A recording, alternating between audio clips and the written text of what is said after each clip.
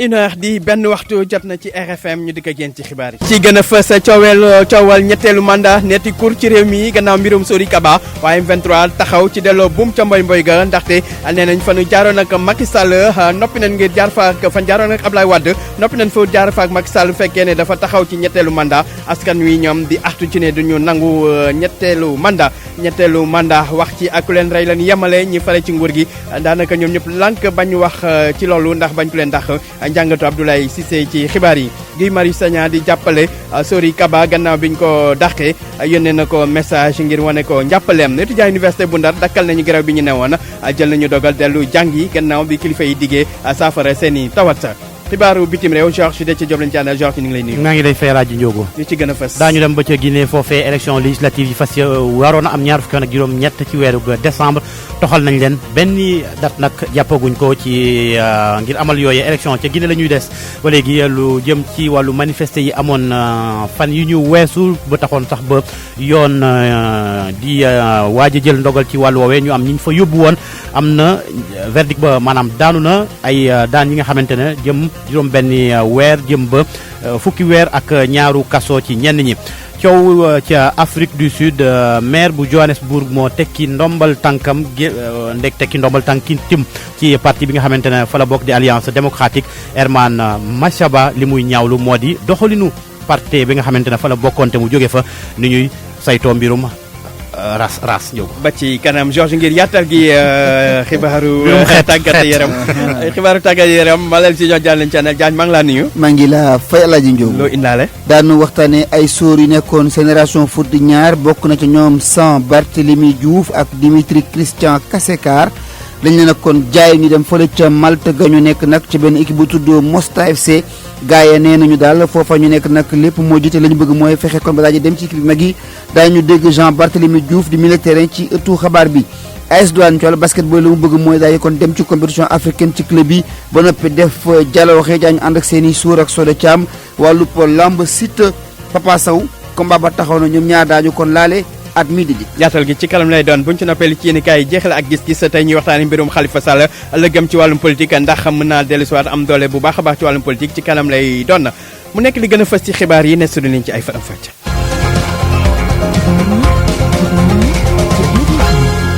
El Hadj Ndiogou Diène Aliou Ba moo nekk ci machine bi mbokk yi ñu leen di nuyu dellu di rafetlu bu baax a baax seen ànd ak rajo Futurs Médias xibaar yu digg bëccëg gi dañ koy door ak tiis bu dal ci kaw parti socialiste ak génn ko àdduna Fatou Ndongo Dieng nag moom newoon na fi ministre jamonoy Abdou Diouf ministre des émigrés newoon tam ku bokk ci bureau confédéral bu CNTS ba fii nag mu bokkoon ci conseil des sages bu PS moom Fatou Ndongo Dieng daal di génn àdduna nag tey jii levée du corps bi daañu ko amal ci kanam tuuti bu 3 heures jotee ca jumaay Mermoz buñ ci noppee jébbal ko boromam ca tëngee ca ñi koy jaale ay mbokkam di ñaan yàlla woy fa suuf si ko am te xare ko àjjana. ak RFM kumpa jeex na. wéy ci xibaar yi wax ci coow li tàmbaleet yi fii ci réew mi jëm ci ndax président Macky Sall mën naa yóotu ñetteelu mandat loolu nag gannaaw bi nga xamante ni Sori Kaba am na kàddu yu mu ci yëkkati ñu daal di koy dàq loolu nag jur coow jamono ji ñii di waa M23 nee na nag noppi nañu ngir taxaw temb ba ñetteelu mandat boobu ndaxte dañu gis ne lañu bañu leen Ablaye Wade duñ ko nangul Macky Sall te sax ne na ñetteelu mandat mooy gàkkal der ak xeex ñi nga xam te ni ay nit ñi ñàkk seen bakkan ci xeex bi amoon atum 2011 bi Ablaye Wade bëggoon a am ñetteelu mandat liñ ci déglu secrétaire général bu M23 Ousmane Ndiaye. neexul tey 2019 après li xew lépp ci combat M23 ay nit yu bari faatu ci Sénégalais yépp joxe seen bopp xeex ba troisième mandat amul. pour le président Abdoulaye Wade tey jii ñu commencé di am débat ci affaire du troisième mandat alors que constitution bi nga xam ne ñoo ko bind moom président Macky Sall moom mu parrainé réforme bi day soxla lu leer maanaam amul kenn koo xam ne war nga mën a def ñaari mandat yoo xam ne dañu tegaloo moom bu ko neexee nag mu ne dafay jëm troisième candidature parce que conseil constitutionnel muy Sénégal wala muy Afrique dañuy xool ñoom président yi lu ñu bëgg rek ñu def ko waaye askan bi ci boppam ci fulla ak ci fayda ak ci xel dina taxaw pour bañ ñetteeli mandat parce que ñetteeli mandat mënul am ci réew mi constitution bi nangu ko askan bi di ko nangu te jéem ko loolu dafay tilimal ñi nga xam ne nii maanaam ñoo xeex daanu ci xeex bi muy Mamadou Diop ak ñeneen ñëpp ñi nga xam ne nii dañu faatu wala dañoo perdre deret pour taxawal seen réew wala dañu gaañu wala ñu joxe woon maanaam seen liberté pour ci biir xeex bi pour que troisième mandat bañati am Sénégal te gëm naa ne troisième mandat mënatul am Sénégal président Macky Sall bu ko jéemee du ko am keneen ku ko mën a jéem doo ko am bu ko neexee nag mu essayé troisième candidature te yaakaaruma ko bu ko essayé tamit peuple bi ci xel ak ci fulla ak fayda dina taxaw na mu taxaw woon pour bañ loolu. mu ne woon Ousmane Ndiaye di secrétaire général bu M23 di kuréel gi ñu fi taxawnaatoon 2011 ngir xeex ñetteelu mandat bi Abdoulaye Wade doon yottu keneen ku ba ñetteelu mandat tam di activiste bi di Guy Marius Sagna moom mi jiite France Dégage ne loolu duñ ko nangu ci geneen wàll nag nee na moom ni ngi jàppale Sori Kaba mi nga xam te ne dañ ko dàq ndax kàddu yi mu yëkkati ci grand jury jëm ci ne président Macky Sall mënul am ñetteelu mandat Guy Marius Sagna doonoon tey gànnoog RFM Matin. man envoyé naa message ki nga xam ne moom mooy Sori Kaba donte bokkuñu gis-gis politique envoyé naa ko message ne ko maak yow de bokkuñu gis-gis ci politique bi nga doon défendre di ko appliquer 2012 yaa ngi ruube de 2012 ak léegi d'accorduma ci musuma ci d'accord te man sax nekk naa ci victime ndaxte tëdd naa ci kaso ay yoon ak yoon rawatina sama yoon bu mujj bi waaye nag li nga xam ne moom lañ la dàq maa ngi lay exprimer toute ma solidarité. loolu ak ruube la nag xam nga loolu mooy lan loolu mooy gis nga lu dul dëgg doo xaar rek bu mu dalee sa xarit ak sa mbokk nga koy wax mu mel ni ñaari Sénégal moo am mu mel ni c'est une posture politique à géométrie variable maanaam bu dee sa waa mbokk nga ne waaw bu dee duñu say mbokk wala ñoo xam ne dañu la doon dóor démb nga ne déet alors que c'est la même situation. day wane itam ne président Macky Sall bu fekkoon amoon nañ ñoo xam ne ñu ngi doon am xel ñaar ci ne bëggul sàkku troisième mandat. defe naa démb mbir mi gën naa leer nee na fàng te lu ne fàng kenn du ko jeex maanaam daal président Macky Sall ci mébétam troisième mandat ci la bokk ndaxte mënuma gëm ne mun nañ sanctionner ab doomu aadama ab militant rien que parce que dafa wax gis-gisam wala boog dafa wax li nga xam ne mooy dëgg ndaxte lii di dëgg mooy président Macky Sall amul droit am 3 mandats yu toppalante. mu ne woon activiste bi di Guy Marius Sagna jiite kuréel gi di Frapp Front Dégage doonoon tey gànnug RFM Matin askan wi doomu Sénégal yi ñoom tamit àddu nañ ci coow li tàmbaleeti jamono ji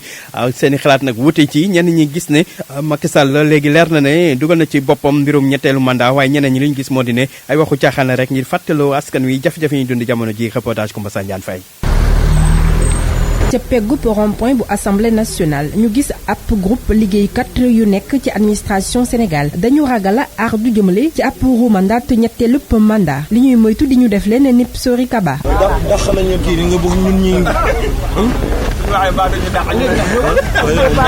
mu jënteel gi kenn ci ñoom mujjee ardu ci mbir moomee ci ñu téyal ko turam. président Macky Sall daf fi def référendum ne peuple bi dama bëgg ngeen wax ñaari mandat lay def wala peuple bi yëpp woote ne ñaari mandat lay def mu yam fa nit ñi war nañ jël confiance nag jox ko ki jiite réew mi pour ñu xam ni kat moom dañ ko ne ñaari mandat lay def. waaye nag bu président Sall bëggee wéyal bañ a yem ci mandat bi. ci cappaandaw ga ñu gis ne mu ngi tendre ci ñetteel peuple bi ngeen réagir. lu soriwul foofu dara beneen doomu réew mi Mamadou Guissé moom amatu benn xel ñaar président Sall day mandat ñetteelu mandat ndax ni muy doxalee fan yi mënees koo jàppee neen ci politique. jubóo na Ablaye Wade libéré nañ Khalifa Sall Sonko ñu ngi koy waaju dugal moom moo taxaw ne carrément que ñaari mandat lay def ñoom ñoo ko xeexoon fii nii taxaw yor seeni xeer yor lépp ne bu kenn laal suñu constitution. Ibba Fall di waaj a dawal otoom moom jàpput ne président Sall dafa bëgg beneen mandat. gëwuma ko daal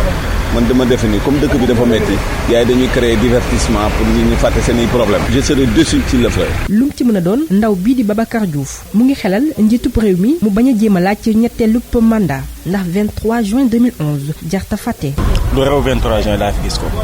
lu ko rew. sénégalais yooyee bu doon seen sago njiitub réew mi génn ci buntu bu mag bi loolee lépp ngi aju muy tundiku li daloon président Wade ci atum 2011 ak président Condé mi coow topp ci bëgg ñetteelu mandat tax ba Guinée nekk ci guuta. Koumba Sandiane Faye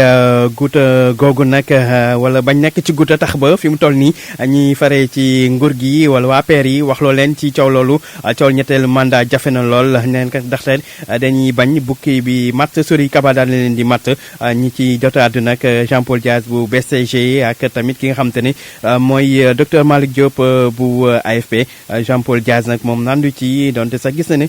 li mbir yi nag war nañ ko xoolaat bañ daal indi coow wala fitna ci réew mi Amadou Sabax Ba. di njort ñetteelu mandat Macky Sall coow loolee la ñëpp yi waxtaane fi mu toll nii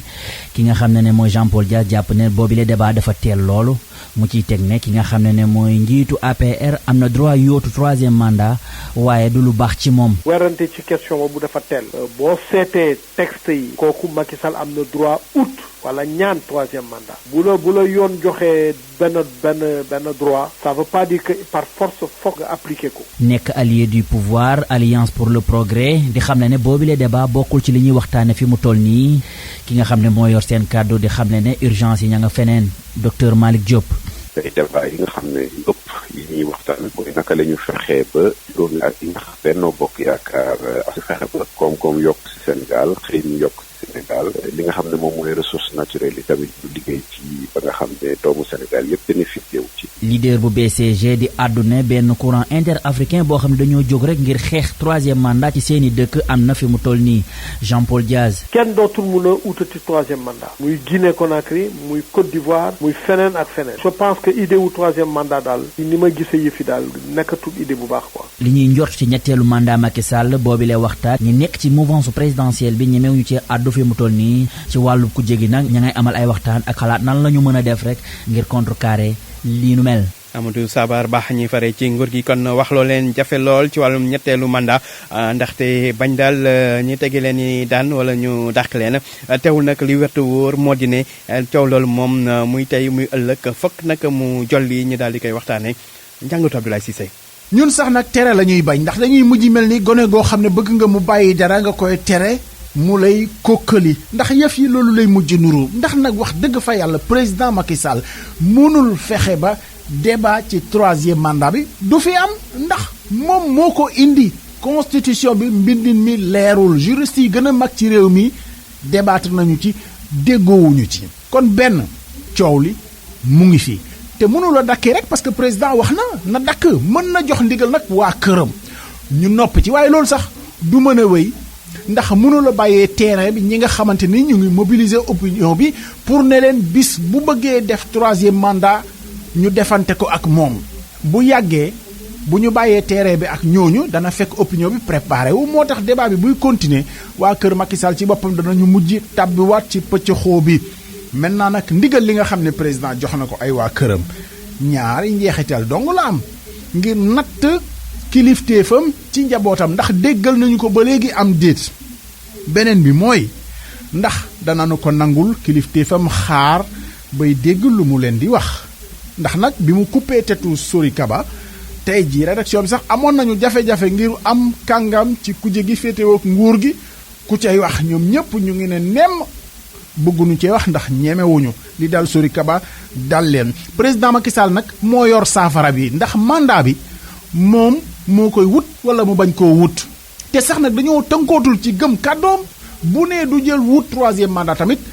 am nañu sañ-sañ ne gëmuñu ko xaar ba bés ba loolu moo tax fii léegi 2024 débat bi du dakk te mënu ci dara lenn rek moo fi des bokk ci débat bi alimenté ko waaye na dakk moom mënul ne.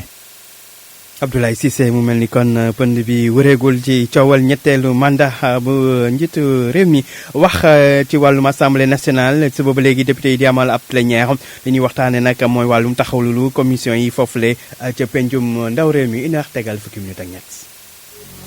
pour man RFM mooy rajo bi gën a jege askan wi. RFM rajo bi jaamu seen soxla. wax lu soxal wàllu njàng mi ak ñii di étudiant université Gaston Berger bu Ndar daal nañuy dakkal grève bi nga xam te ne dañ cee sóobu woon fan yi yëpp nee na nag ñu ngi jël boobule dogal gannaaw bi nga xam te ne kilifa yi digg nañu ne daal daañu saafara seen i tawat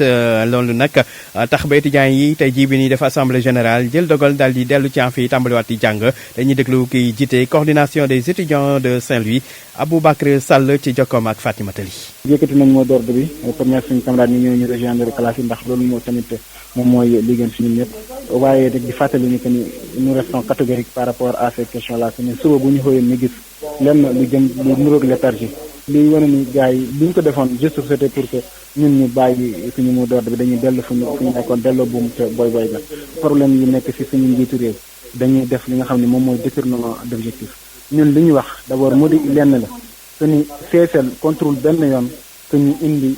nouveau bachelier yi ci université bu Gaston Berger ndax jàpp nañ ni képp koo xam ni doomu réew mi nga am nga droit à l'enseignement public lenn li ñu laaj mooy mesure d'accompagnement et que ni loolu tant que amul benn nouveau bachelier di dugg ci université bi ñun loolu lañ wax mais du caagi ni que ni dañoo contre université parce que ñi fi war a ñëw suñu rakk lañ ñun ak ñoom ñoo fi yem ëpp ñu ñeen fi dara mais tamit duñu nangu ñu fi ñëw di nekk ci yenn conditions yoo xam ni ñëw bi mujj gi day naax saay ndax dañ fi ñëw nekk ci ay conditions di metti li nga xam ne moom moo leen fi doon mu doomu mbirum jàngam duñu mën a jàng dañuy obligé di cartoucher ak redoubler ak ki dellu seen kër loolu lañ dul mën a nangu di kàddu Aboubacry Sall moom nag moo jiite mbootaay gi ëmb étudiants yu Ndar yi di coordination des étudiants de Saint-Louis dem ba Fatick foofu nag mairie bi am jafe-jafe ngir faylu askan wa lempo nee na nag jot ci lii di juuti taxe municipale jafe na leen lool te loolu nag day soxel seen ub liggéey Aminata Goudiaby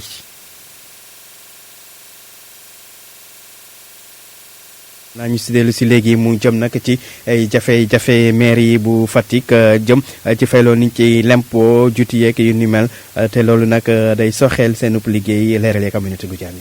Aminata Goudiaby kon xam naa daañu si dellu si waat wax ci leneen jëm ci bés bi nga xam te ne moom lañ jagleel tey jii ci àdduna bi ñi nga xam te ne dañoo dër Sénégal nag am na kuréel goo xam te ne moo ëmb nit ñi amee jafe-jafe wax bu leer di nag wàllum ñi dër ñoom nag nee na ñi ngi dund jafe-jafe te bëgg na nag ku leen ci jàppale dañuy déglu kiy jiite kuréel gi nga xam te ne moo ëmb nit ñu association ñi dër ci Sénégal Mouhamadou Bassirou Dieng ci micro ji Maguette Ndiaye. bu mën a parce que dañoo considérer que de nos jours fii gars yu bëri yu bëri dañu am problème pour exprimer dañu am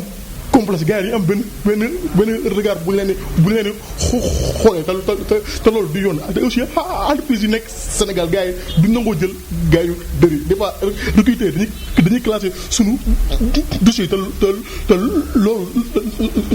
du ñëw ñëpp ñoo jàngandoo si seconde yi gars yi dañoo war a mën a jël compétence ak dër amul dafa am différence c'est pas parce que mun a wax rek amoo compétence mu nga bañ a mën a wax te am ay compétence gars yi war leen jël mosu ñoo boole si lépp lu muy def parce que ñun si dëkk bi lañ bokk ñoom lay handicapé ko may gars yi dër yi ñoo un handicap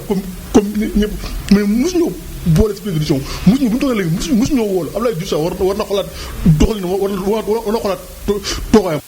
mu nekkoon Mouhamadou Bassirou Dieng jiite mbootaay gi ëmb ñi nga xam te ne dañoo dër ci Sénégal dellu si élément bi na wax sànq ca Fatick jafe-jafe maire bi ci wàllum lempo ak juuti Aminata Goudiaby fay li ñuy woowee taxe municipale citoyen bu nekk daf ko war di def waaye ci Fatick nag nemmeeku bi mooy bëri na ci ay commerçant ay ouvrier ak itam ay chauffeur yoo xam ne duñ koy nangu di fay mairie bu Fatick nag daanaka lu jege tuuti 50% jotu ko recouvrer ci taxe yooyule li muy indi nag mooy léeg-léeg mairie bi day am ay jafe-jafe ngir rek faj soxlay askan wi yépp Matar Ba moom mooy maire Fatick. booy xool nii war a fay juuti Fatick wala ñu war a fay taxe bu dee téeméer juróom fukk yi ak lu tegal tuuti ñoo nangoo acquitté sax xam nga loolu dëkk bu mu am jafe-jafe dugg na payum juuti wala payum taxe da nga war bu jotee nga demal sa bopp fay mairie li muy doxe mooy juuti yeeg fay taxe yi bu fay taxe yi sooxee am ku war a fay bañ a fay ami jafe-jafe dina am lu mu def ci li nga xamante ni mooy commune problème boobu nag ñu ni bu moyul bu yàggul dara daañu ci am ab solution ak tàmbalik programme d'appui aux communes et agglomérations du Sénégal ñu koy wax PACASEN ñu sukkandiku ci li nga xamante ne PACASEN andi nañu ko mooy formation yi ñuy def mais personnel bi nga xamante dañuy ñëw di jàppale commission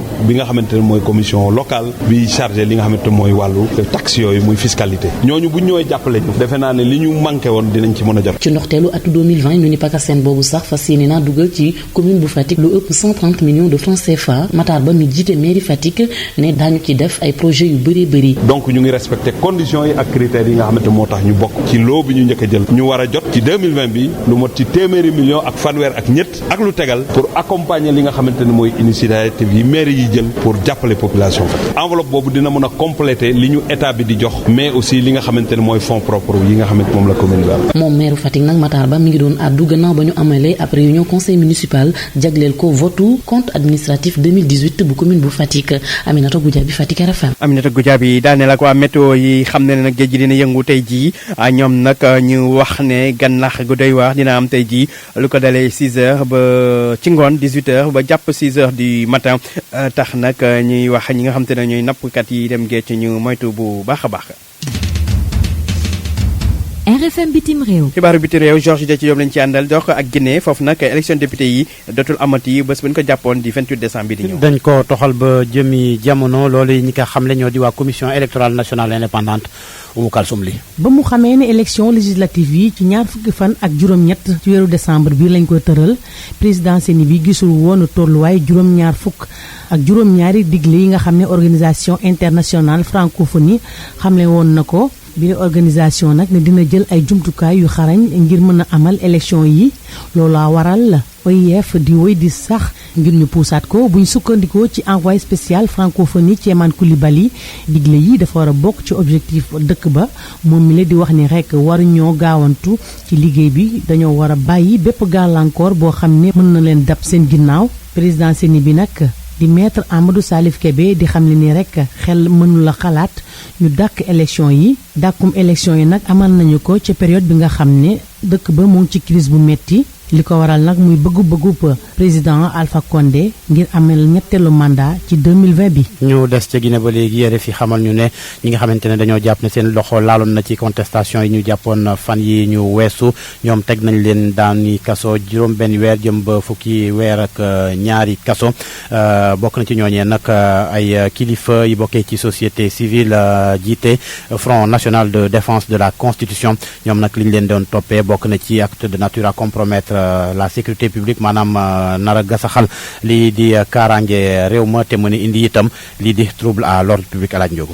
Georges dañuy dem ba République démocratique du Congo ay téeméeri doomu aadama wàccoon ci mbedd mi dem ba. li taxoon ñuy manifester moo di dañuy xeex lépp lu jëm ci wàllu guerre ñi woote woon boobee manifester nag ñoom ñooy waa comité laïque de coordination manifestants yi ñoom li ñuy ñaawlu moo di doxalinu yoon foofu ci République démocratique du Congo ak ni ñu nemeeku ne ñenn ñuy féetewoo ca nguur ga lu leen neex def te dara du leen ca fekk Juma Diouf. bile manifestation ñu ngi ko waroon amal niki samedi bi weesu waaye ci lu jëm ci campagne anti insalubrité bi ñu doon amal taxoon bañ dàqoon ko pour ñaari fan manifestant yi nag ñu ngi dajaloo niki démb ci ay bërëb yu wute ca capitale ba boobee ndaje nag comité laïque de coordination moo ko amaloon nekk benn collectif boo xam ne dafa jege loolu église catholique bi boobee collectif sax moo amaloon manifestation yi nga xamante ne bëri na woon loolu ñu ci ñàkk seen bakkan ngir rek ñu jële woon ci bopp réew mi président boobee di Joseph Kabila niki 2018 ay kàngam nag ñoo xamante ne ñoo bokk ci comité laïque de coordination boobu ak it ñu nekk ci opposition bi ñoo dajaloo démb ci ay bërëb yu wute comme fi ci mel ni paroisse Saint-Joseph bu Kalamu ak ci Njili waaye tamit ak Kingabwa bile manifestation nag moo nekk manifestation bu njëkk bu comité laïque de coordination di amal ci mandaawu kii di Félix Tshisekedi waaye ci ak seetlu mën nañ le collectif bi dajale wut mbooloo mu toll ni mbooloo mi mu dajale woon ci bi nga xamante ne rek woote woon na ngir ñu amal ay manifestation pour jële ci bopp réew ma ki nga xamante ne moo di Joseph Kabila. Juma Diouf Georges Afrique du Sud foofa nag maire bu Johannesburg moo démissionné di lu fa jur coow. Herman Machaba yu wuyoo loolee mu ngi ko xamle démb démissionné itam ci parti bi di alliance démocratique gën a fës ci parti ku jigi foofee moom nag li muy ñaawlu ci partem boobee moo di ni ñu jàppee mbirum xeet foofe li gën a tax sax ba mu teg ci ndombal tànkam ci mairie ba bàyyi itam lii di parti ba Herman Machada nee na ni ñu tab ca boppu conseil fédéral bu DEA benn kuréel ci parti boobee ñu fa tab kenn ci nekkoon chef am tudd Elna Zil soxna soose nekk tubaab moom daal daa am kàddu yi mu yëkki woon jamono ji ñu weesu ne li nga xamante ne seetlu na ko ne lu baax la ci wàllum colonialisme alaaj Njoogu Jeen. Georges dañuy génn Afrique dem ba tugal ca Canada Justin Trudeau moom tuuti rek ñu gagné ko ci élection yi. Trudeau ak parti libéral moom li ñu am ci ay siège ci parlement fédéral ba ñu ngi ko xayma ci téeméer ak juróom fukk ak juróom benn waaye ak loole yëpp nag daañu waxtaan ak yeneen i parti ya ngir taxawal ab gouvernement foofu ci Ottawa Mamadou Aïssa Ndiaye. pand bi wuri na wax ci leer na aaye ba daanu parti libéral bu canadien raw na jël na raw gàddu gi naam am na ci téeméer ak juróom fukk ak juróom benn jiitu lu sori conservateurs yi am téeméer ak ñaar fukk ak ñaar ci chambre de communes yi li ci topp moo di ñi nga xam mooy bloc québécois am fanweer ak ñaar ci siège NPD am 24 parti vert am 3 mu des tous li ñuy jàppoon ci élection Canada yépp gis nañ ko ci ndaxte njàqare ak tiitaange amoon na ndax Justin Trudeau dana mën a nekkaat premier ministre du Canada wala déet loolu nag fexe na ba mucc ci waaye gis nañ ni bloc québécois am na ndam lu rëy ci biir province bi rawatina nag xeex bi nga xam ne kii ñu ngi koy wéyal di xeex ci biir parti politique yi pour jéem a xool nan la ñu mën a bokkee benn gouvernement minoritaire ca biir parlement bay nekk foofu ca Ottawa li ñu mën a jàpp nag mooy gis nañ ne parti bu ci nekk yokk nga loo xam ne kii say lim la woon ci wàllu wote ñu xool nag fan la wanante di muccee gi gëtam diggante li nga xam ne kii moom moo di Maxime Bernier te ñu gañe ko ci dëkkam te André Scheer moom it nee na teg nay gëtam ci kaw Justin Trudeau pour mën koo daaneel ci jamono yi di ñëw ki doon jokkoo ak yéen fii ci Québec Mamadou Aïssa Ndiaye pour rajo Futur Média. jërëjëf Mamadou Aïssa Ndiaye rajo Ndiogu foofee la ñuy yemale. xibaar bi ci réew tamit Georges Jokko Ndiaye. RFM Sport. yegg si léegi ci xibaaru tàggat yaram ñu door ko ak football ñaari joueurs yu newoon ca génération foot ñoom nag léegi nekk ci haut niveau. ña nga ca Malte foofu lañ dem dañ leen yóbbu jaay leen foofu ci benn équipe bu tudd Mostar FC muy Dimitri Christian Kasekar ak Jean Barthélemy Diouf ñaari militaires yooyu ña nga fa ba ñu fa yeggee sax daanaka tàmbali nañu di doxal kenn ci ñun nag di Jean Barthélemy Diouf jokkoon ak ñun wax ñu naka la nekkee ca moomee réew di Malte waaye itam lan mooy bëgg-bëggam ak ban mëbët la am jëmale ko ci équipe nationale mag bi gannaaw ba nga xamee ne jot naa dugg ci équipe nationale locale bi kàddoo mi la ñu dëgtal. entraîneurs yi ak dirigeants yi toppatoo nañu bu baax ba ñëwee adopté nañ bu baax ça se passe très très très bien groupe bi ça va ça se passe bien. gannaaw ba nga demee léegi biti réew lan mooy sa ambition ak ndax sa xel mu ngi nekk ci équipe nationale bu Sénégal bi. première ambition bi mooy adopté wu. joué naa des années championnat du Sénégal mun naa ne amatuma dara lu may prouver Sénégal gagné naa coupe du Sénégal gagné naa championnat joué équipe nationale après ma génn football ci équipe bi nga xamante ni première expérience professionnelle la. dina ma jàppale pour bu ëllëgee ñu mën a bouger dem feneen. liggéey rek moo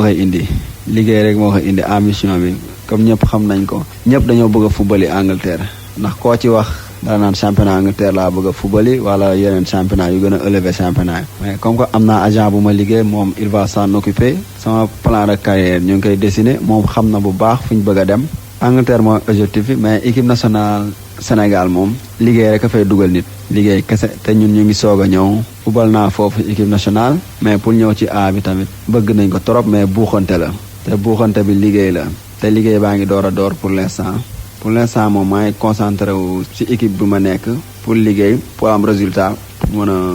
ñëw équipe nationale nit yaa mën a jaay sa bopp moo fubalee prouvé dinaa jaay sama bopp progresser. nañu ñaanal ko mu progressé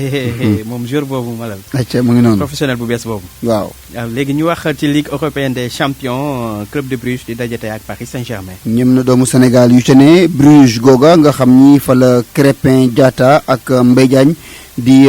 laqarti seen i ay mbir daanoonu dajante ak waa Paris Saint-Germain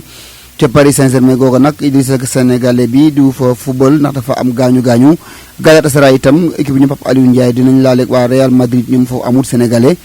Tottenham itam dina laaleeg waa Étoile Rouge bu Belgrade Olympiakos Bayern Munich Dinamo Zagreb ak Shakhtar Donetsk City Manchester ak waa Atalanta Bergame Bayer Leverkusen laaleeg waa Atlético Madrid Juve mooy joué ji ak waa Lokomotiv Moscou. gannaaw football léegi dañuy wax lu saxal wàllum basket AS Douane bëgg tamit am taxawaay bu baax ci Coupe d'Afrique. gannaaw ba nga xamante ne ca qualifié jël championnat Sénégal bi war a dem nag ci basketball bu ñu war a organiser kan ci Afrique muy xeetu Ligue des champions muy basketball African League ñoom sóor ya ak entraîneur ya am na lu ñu ca nas am ka ca ni mébét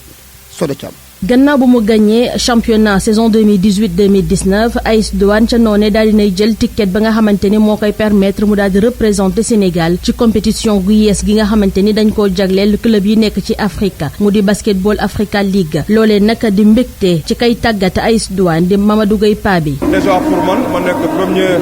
sénégalais buy représenter Sénégal si compétition bu mel noonu deuxième bi tamit kontaan tam si sama ay joueurs parce que ay at la ngi nii ñu bëggoon dem ay Afrique mais amuñu woon moyens yi pour dem bii pas nii dinañ fa dem dina leen permettre ñu mën a jauger seen niveau par rapport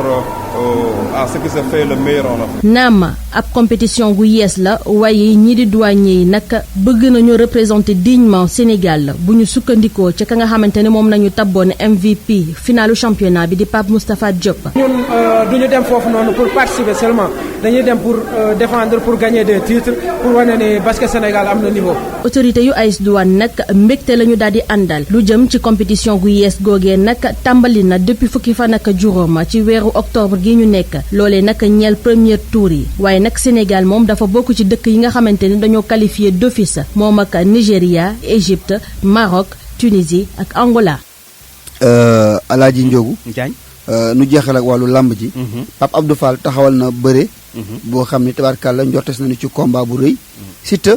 xale lamsaar gi dañu boole Papa Sow bu Faas. ñaari ñooñu seen taxawaay boo ko xoolee dañoo xaw a daanaka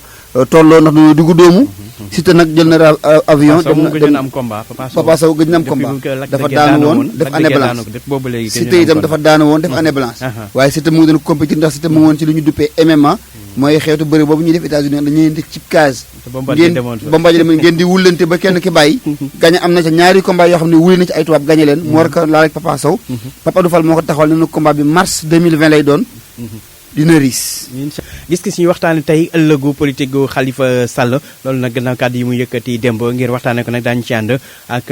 Barka Ba di analyste politique Barka ñu ngi lay nuyu. maa ngi lay fay El Hadj Diop. daañu ànd tam ci waxtaan wi ak Ibrahima Bakhoum di journaliste nekk tam formateur monsieur Bakhoum ñu ngi lay nuyu. salaamaaleykum maa ngi leen di fay. ñu ngi lay nuyu baax yàlla ci yow la ñuy tàmbali démb Khalifa Sall yëkkati na kàddoom yu njëkk kon déclaration publique yu njëkk gannaaw bi mu génnee kaso mu wax ne ci opposition bi la gën a fare tey ji mi ngi ba léegi ci opposition bi donte mi ngi wax tamit socialiste ba léegi yow ndax gis nga ne Khalifa Sall mën na dellusiwaat bu baax a baax ci géew politique bi amaat doole. waaw xam nga géew politique bi moom daanaka mu ngi si ba léegi xanaa kay amaat bi doole bi nga wax dama foog ne ji gis nga jaaram kaso bi. am na lu mu ko may ndax bi ñi doon ñu dégg turi xalifa bi mu nekkoon ko am doole Dakar te doole Dakar tamit fu ñu fàttali 2009 bi coalition Benno bi nga xam ne moom moo gañe woon ci dëkk yu bëri ci capital régional yi moom moo ko jëloon tànn ko comme maire xëy na parce que fi mu jóge woon ci wàllu socialiste yi moo ko waraloon moo nekkoon combattant socialiste bu yàgg ci géew bi ak ci foofu waaye nag léegi dama na jamono yoo xam ne dañuy wax ne ji Ndakaaru moom Dakar xalifa la waaye biir réew mi xamuñ ko woon ci lu bëri maanaam doon nañu dégg tur yi waaye léegi nag kaso bi jox na ko tur ubbi na ko feeñal na kanamam surtout parce que dama dee xar kanam nga def ci am solo ci wàllu politique. léegi xam nañ tur yi xam xar kanam gi loolu mun na ko indi dara la ca des nag mooy moom ci boppam. est-ce que jaar boobu tamit du wàññi dara ci moom ci wàllum gëdd beeg yooyu li nga xamante ni. waaw xam nga ko doon tuumal ak mu def kaso yooyu du wàññi gëddam. xam nga bu fekkee ne gis nga nguur gi dafa am ay jumtu yu bëri. ndax ba demee ba nit ñi jàpp nañ ni kon li daal dañuy dem ba mu yàgg ñuy méngale li dal Karim dal Khalifa bon kon léegi li dal Karim moom dañ ko defoon rek pour aaye ko pour bu mu jàndoo ko Macky Sall ci wàllu joŋante élection kii tamit Khalifa Sall bu demee noonu day dem ba mu yàgg ñu ne kon ndeke nit ñi nguur da lay tooñ ba pare def langam. maanaam mënu ma wax ne nekkuma di wax ne ndax dañoo tooñ Khalifa tooñ ko waaye gisin bi mooy demee noonu maanaam bu nguur gi teg leen te ay erreurs yu bëri ay dossiers yoo xam ne dañuy jàpp ne ay dossiers politique dong la. bu boobaa loolu mooy ki ko mën a may doole la léegi nag la ca des mooy. ci avantage am lay doon quoi maanaam avantage am lay doon. avantage am lay doon ci fi mu nekk nii. la ca des nag mooy moom ci boppam nu muy gérer avantage bi parce que mun nañ la tegal benn mbir su fekkee ne boo xamul noo koy utiliser évidemment du la amoon dara. donc moom fi ñu toll nii moom mokkal na politique xam na Sénégalais yi en tout cas ci lu bëree bëri. jàpp naa ne fi ñu tollagum nii maanaam ci wàllu politique laa na wax ak guma ci lu mu mun a faloo ak lu mu mënta faloo waaye ci wàllu politique dong rek. mun na dem toll foo xam ne ji fu mu toll ci mbedd mi wax li muy wax ba nit ñi di ko déglu dina ko amal doole yoo xam ne ëllëg si biir même moom bu dul candidat am na ko mën a jàppale moom mu jural ko dara loolu moom jàpp naa ne ji fi ñu tollagum nii waaye nag ab liggéey la boo xam ne il faut mu def ko. nañ dellu si waat ak yow léegi Ibrahima Bakhoum Barka foofu la ñuy wax sax ndax Khalifa Sall Ibrahima Bakhoum nee na mën na dem ba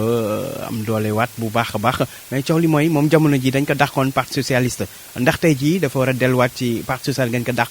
dàqoon wala bokk dafa war a dem langue boppam doxal ay mbir boppam. ci sama xam-xam bu gàtt ci li ma gis mu commencé doxalee dina ma jaaxal mu delluwaat noonu rek ci parti socialiste parce que di nga ko wax ne dañ ko fa dax ba pare moom su fekkee dafa bëgg am avenir politique yaakaar naa ne dafa war a am au-delà du parti socialiste ndax tey tëj kaso bi ñu ko tëj kaso am na ñu ko woon cofeel am sénégalais yi ko jàppale yu bëri yu nga xam ne dañu jàpp ne dafa nekkoon ci injustice ñooñu du ñu forcément ay militants wu parti socialiste yaakaar naa ne au lieu que muy perte temps di dem di ñafewaat pour récupérer appareil parti socialiste bi ñu koy réintégrer moom moo war a xëcc ay nit ñu nga xam ne ci parti socialiste lañ nekk ñu fekk si ko ci peut-être benn mouvement ak benn rassemblement boo xam ne am na ñu ko peut-être ñu ko bëgg jàppale ñoo xam ne ñoom jógewuñu ci parti socialiste. mu nekk un mouvement plus large war na am capacité yooyu parce que effectivement épreuve kaso bi forgé na ko wane na ne leader la maintenant du loo xam ne day yomb parce que ci diggante bi ñu koy jàpp di ko yóbbu kaso dooleem wàññeeku na trop nguur gi profité na daal di ko gagné ci propre fiefam Grand Yoff benno maire yu àndaloon nag moom yi ñu ci bëri ak épreuve kaso bi wane nañ seen bopp am na ñu bëri ñoo xam ne dañ ko war ginnaaw daal di dem ànd ak nguur gi loolu yëpp mu nekk loo xam ne daf ko war a dabewaat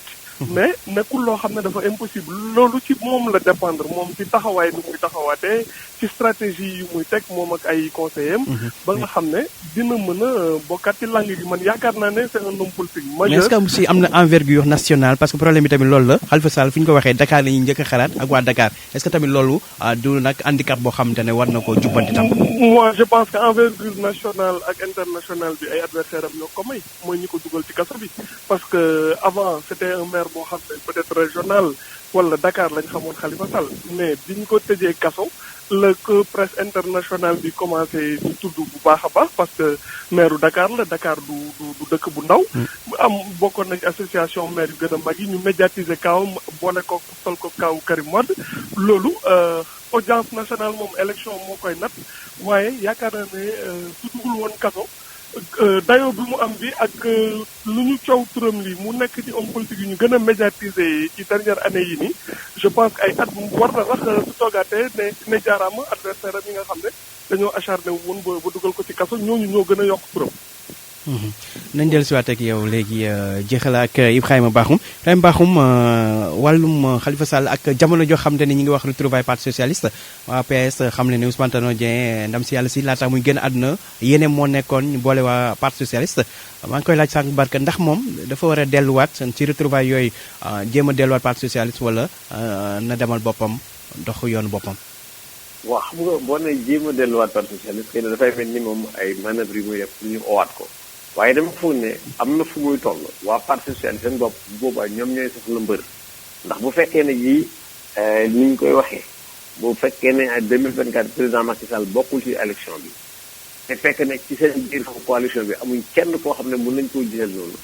ragal naa ne ci biir parti socialiste mun nañoo dem léegi ne kon nañ owaat Khalifa jubóo seen biir xam nga yëfi politiciens ñoom ay naxante la rek am na fu ñuy toll li ñuy waxante tey du ba fa li ñuy waxante ëllëg donc ëllëg googu mun na àgg foo xam ne ñoom ci seen bopp ñu wax ne bii trop amoon na kaay la ñuy jubawaat ñun ñëpp ay socialiste parce que moom nee na moom socialiste la comme mënuñ fi am ñaari socialiste bu boobaa socialiste seen bopp mun nañoo demaat bu waxtaan seen biir juboowaat parce que dañu xam ne ji fi ñu jëm kat. kon mën na nekk candidat parti socialiste ci élection présidentielle 2024. bu la déggee bu fekkee ne ji li ñu ko tëj maanaam nu mu tudd yoon teggeekuwul ci kawam maanaam li ñu wax inéligibilité nga xam ne du sañ a présenté wu. fi léegi loolu disposition boobu moom mu ngi fi bu boobaa moom du mën a présenté wu waaye mun na am doole joo xam ne parce que li ngay laajte mooy retour politique dana am doole dellu si waat ci seen politique. bu boobaa mun na am doole joo xam ne ku mu faral ku mu àndal nga gagné. loolu tamit ba tey doole lay doon ci moom maanaam nekk doole politique nekkul rek seulement naa nekk président waaye même bu ma nekkul président tamit naa nekk li ñuy wax faiseur de roi toll naa suma doole toll na foo xam ne ji ku mooy jox sama baat nga jàll loolu mun na fa àgg te bu fa àggee ka muy jox baatam bu kooku jàllee effacé dañuy effacé li nga xam ne toppoon dañ ko woon. waaye muy beneen combat. kon intérêt mooy parti socialiste wala sans parti socialiste. am na ñu ànd ak moom ñoo xam ne nee nañu parti socialiste ñoom dañ ko war a gannaaw ba pare loolu mën naa am sax ñu effectivement ñu woon gannaaw waaye moom fa muy taxawee yeneen socialiste mën nañ ko faa fekk si maanaam bu boobaa ba mu dul parti socialiste ay ñu nekk ci biir parti bi tey mën nañ ko faa fekk si parce que li daal la mooy comme ñoom ci ay calcul lañ nekk maire yi nga xam ne dégg ñoom ñoo àndoon ak moom te bàyyi ko dem ci bennoo lan la affaire xaalis dong la lu ci gën a bëri pour ñoom ñëpp mais boo seetloo ñoom ñi demoon ñëpp est-ce que bañ demee tax la nit ñi topp leen parce que tamit loolu buñ ko fàttee dem bañ niñ dem ñoom seen jëmmi bopp boo ko xoolee transhumant yu bëri ñu wax fi yëpp ñu ci bëri ba ñuy dem seen jëmmi bopp lañ dem ak xëy na fukki nit nag bu dee yorul élection maanaam tekkiwuñu woon dara pour yow tekkiwuñu woon lu non tekki nañ lañ tekki woon damaa xam dafa am loo xam ne moom moo leen yore woon maanaam ci biir ba mu yël li ñu wax taxawu Dakar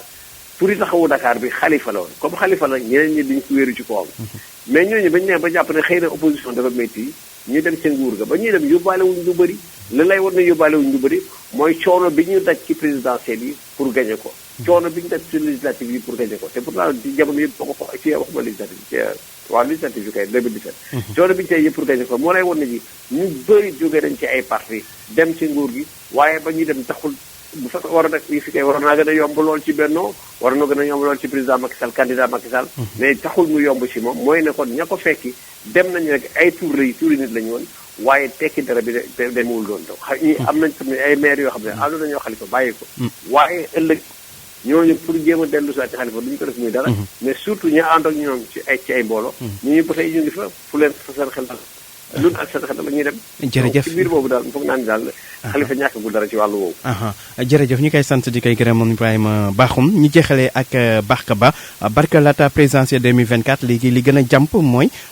élection locale yi nga xam dañ ko dàq sa waxaguñu kañ lay doon est-ce que gisoon ne moo nar a nekk test majeur pour moom gannaaw bi mu génnee kaso maanaam reconquérir Dakar ndaxte gis nañ présidentielle yi Dakar Benno Bokk Yaakaar Macky Sall moo fi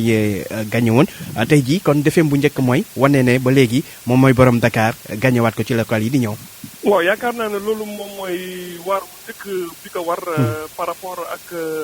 pour nu muy natteewaat boppam su dee ñëw na mu daal di wanewaat ne moom mooy borom Dakar maire yi yu ko bàyyi woon yi daal di ko toppaat wala mu sonal nguur gi biir Dakar ba woon ci doole su sampee woon ndëndëm loolu par exemple mu gagné non seulement biir Dakar mais wan am yeneen gox ci biir réew mi am na ay yeneen maire yu bees bootu ci moom ñu gagné ko loolu dina joxe indicateur que mu ngi waat ci langue bi bu baax et que lu mu dugg kaso gàllankooru ko. mais est-ce que loolu dina yomb pour moom étant donné at mi bi ñu génnee ci élection bi ñu xoolee présidentielle yi ni Benno Bokk Yaakaar ay Amadou Ba ak yooyu noonu ni mu amee doole ci Dakar ay Diouf Sarr est-ce que loolu dina yomb mu jëlaat Dakar ci loxoy waa Benno Bokk Yaakaar waa Macky Sall yi. xalaatuma langue politique bi mu yombati ci kenn ku mu muntu doon ci politique bi parce que offre politique bi ñu am léegi offre concurrentielle la dafa éclaté wu. avant système bi dafa xawoon mel ni un peu binaire da ngay dégg ñu ne la principalement même su dee bëri na ay ñuy jongante dafa structuré woon autour de 2 personnes lay doon. Wade